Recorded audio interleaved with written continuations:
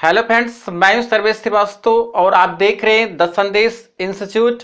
और आज हम लोग जो है पढ़ेंगे काइंड्स ऑफ जनरेशन के बारे में कि जनरेशन क्या होता है एंड जनरेशन को कंप्यूटर जनरेशन को कितने पार्ट्स में डिवाइड किया गया है एंड उस जनरेशन में किसका किसका यूज किया गया था।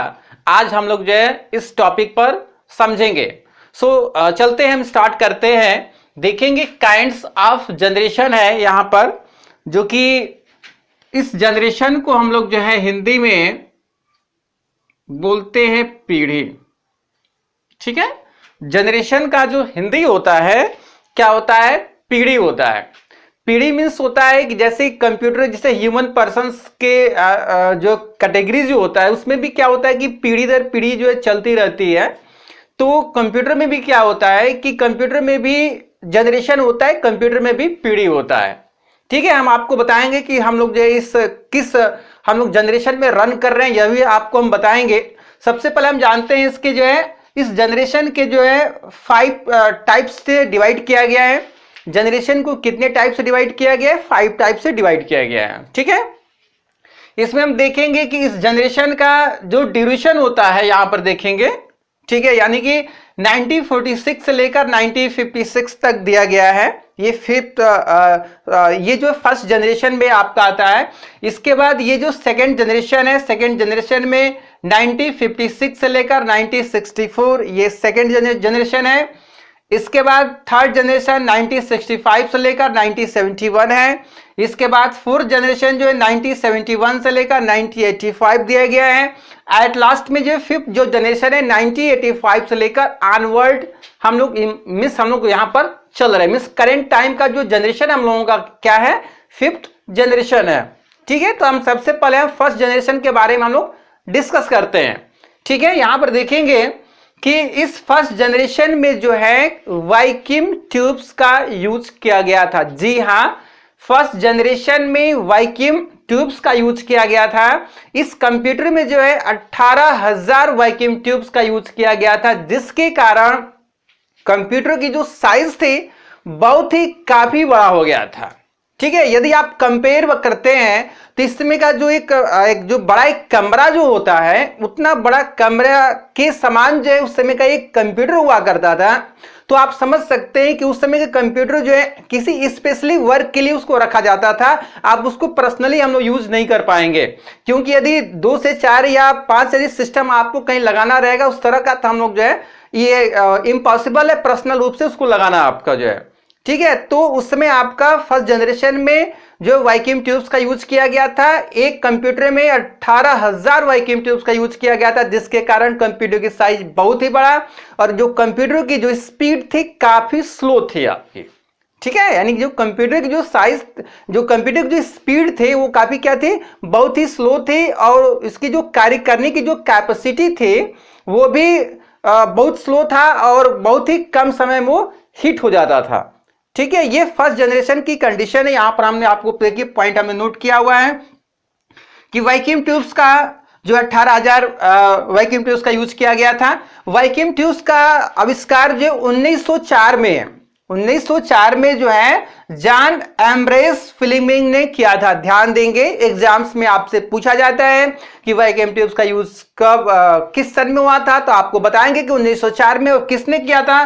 जॉन एम्ब्रेस फ्लेमिंग ने किया था।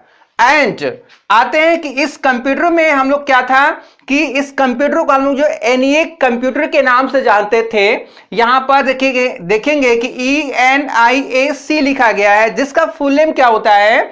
Electronic numerical integrator and computer होता है। ये फुल नेम है किसका? ENIAC कंप्यूटर का। मिस इस फर्स्ट जनरेशन का जो कंप्यूटर था उस कंप्यूटर को हम लोग क्या बोलते थे? ENIAC कंप्यूटर हम लोग बोलते थे। ठीक है, अब हम देखेंगे यहां पर कि इस जनरेशन में कुछ प्रमुख कंप्यूटर का यूज किया गया था, जो कि यहां पर देखेंगे एडसेक है, एडवेक दिया गया है, यूनिवेक है एंड एक यूनिवेक फर्स्ट दिया गया है। ये फर्स्ट जनरेशन के कंप्यूटर में ये यूज होता था।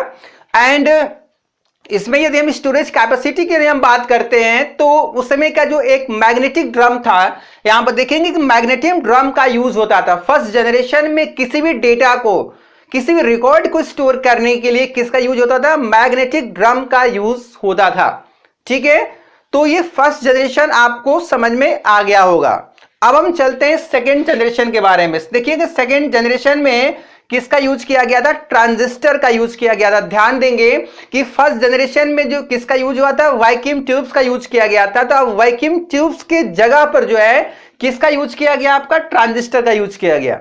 ठीक है, ट्रांजिस्टर के यूज होने की वजह से जो कंप्यूटर की जो साइज थी काफी आपका क्या होगा? काफी छोटा हो गया, उसकी स्पीड भी कुछ इंप्रूवमेंट हो गई। ठीक है, किसकी वजह से? ट्रांजिस्टर की वजह से। ट्रांजिस्टर लगने की वजह से पहले की अपेक्षा जो सेकेंड जनरेशन था, सेकेंड जनरेशन में कंप्यूटर की साइज छोटा हो गया और कार्य करने की कैपेसिटी उसमें बढ़ गई आपके।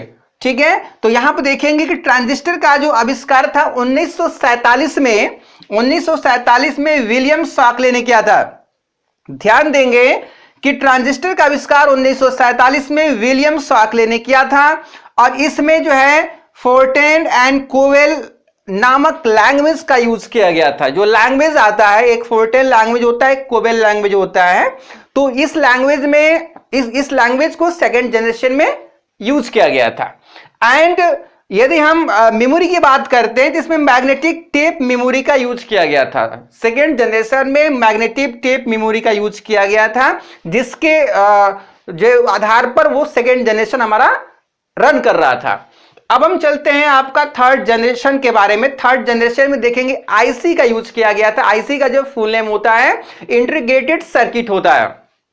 मिस इतना हम जानते हैं कि जैसे जैसे हम लोगों का जनरेशन आगे की तरफ बढ़ता जाएगा वैसे वैसे कंप्यूटर की साइज छोटा होता जाएगा, कार्य करने की स्पीड जो होगी बढ़ती जाएगी, सारे फीचर्स इंप्रूव होते जाएंगे जैसे जैसे हम लोग आगे का जनरेशन बढ़ते जाएंगे। तो यहां पर देखेंगे जो थर्ड जनरेशन है, थर्ड जनरेशन में आईसी का यूज किया गया था जिसका फुल नेम इंटीग्रेटेड सर्किट होता है। तो ट्रांजिस्टर के जगह पर किसका यूज होने लगा? थर्ड जनरेशन में आईसी का यूज किया गया। जब आईसी का यूज हुआ तो कंप्यूटर की साइज और छोटा हो गया और कार्य करने की कैपेसिटी जो है और आपकी आगे की तरफ बढ़ गई। ठीक है, तो यहां पर देखेंगे पॉइंट्स आपको यहां पर हमने नोट किया है कि आईसी के जो आविष्कारक हैं जैक किल्वी ने किया था। ध्यान देंगे आईसी का जो आविष्कारक कौन है? जैक किल्वी ने किया था और इसमें कुछ प्रमुख कंप्यूटर का यूज किया गया था। वह कंप्यूटर आपका एक ICL 2903, ICL 1900 and UNIVAC 1108 computer का इसमें मींस इस कंप्यूटर का इस जनरेशन में इस कंप्यूटर का यूज किया गया था आपका। ठीक है, तो थर्ड जनरेशन आपको समझ में आ गया होगा। अब हम चलते हैं फोर्थ जनरेशन की तरफ आपका। ठीक है, देखेंगे फोर्थ जनरेशन में आपका जो है VLSI माइक्रो प्रोसेसर का यूज किया गया। ठीक है, यानी कि ये माइक्रो प्रोसेसर का यूज किया गया फोर्थ जनरेशन में और इस जनरेशन में यूज करने की वजह से अब देखेंगे वहां पर आईसी यूज होता था, अब हम आ गए माइक्रो प्रोसेसर पर आपका। तो माइक्रो प्रोसेसर पर जब हम आ गए तो कंप्यूटर की जो स्पीड थी बहुत ही काफी फास्ट हो गई। ठीक है, और कार्य करने की स्पीड भी बहुत आपकी वहां पर फास्ट हो गई। ठीक है, अब जो है जो इसकी हम साइज की हम बात करते हैं, कंप्यूटर की साइज की बात करते हैं तो कंप्यूटर की साइज और भी छोटा हो गया वहां पर जो किसकी वजह से? माइक्रो प्रोसेसर की वजह से।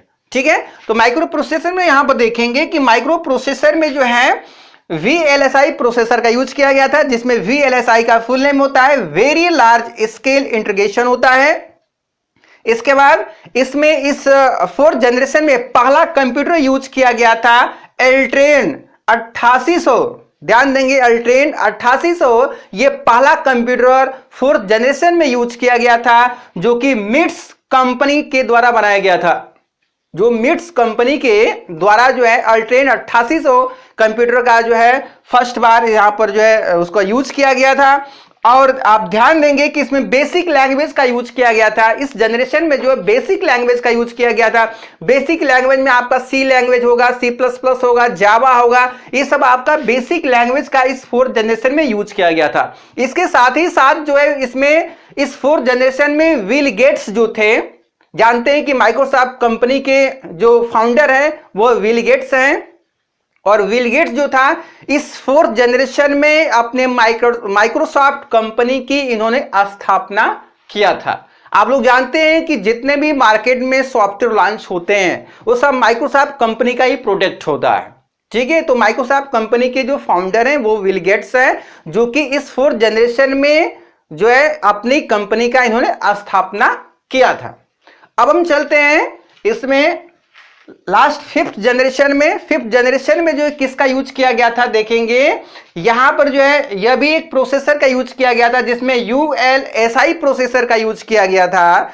अब जो है इसमें देखेंगे कि अल्ट्रा लार्ज स्केल इंटीग्रेटेड, इसका फुल नेम होता है। मिस हम आपको बता दें कि ये जो 5th जनरेशन है, 5th जनरेशन में हम लोग करेंट टाइम में 5th जनरेशन में ही हम लोग चल रहे हैं, ठीक है। तो आप देख सकते हैं कि यह जो ULSI प्रोसेसर का यूज किया गया है, जिसमें आप देखेंगे 1st जनरेशन का यदि कंपेयर 5th जनरेशन से करते हैं तो हम लोग जो है मॉडिफाई हो चुके हैं। सारी चीजें जो है वहां पर देखेंगे, कंप्यूटर की साइज बहुत छोटा हो गया, स्पीड आप देख रहे हैं कितनी फास्टली तरीके से हो पा रहा है जो है, ठीक है। आप देख रहे हैं कि छोटे छोटे साइज में लैपटॉप है, डेस्कटॉप है, हम लोग स्मार्टफोन्स हम लोग यूज करते हैं। तो ये सब किसका प्रोजेक्ट है, सब आपका सब 5th जनरेशन में हम लोग इसमें रन कर रहे हैं आपका, ठीक है। किसकी वजह से, आपका जो है यहां पर ULSI प्रोसेसर, माइक्रो प्रोसेसर का यूज होने की वजह से कंप्यूटर की साइज जो है बहुत ही छोटा हो चुका है करंट टाइम में।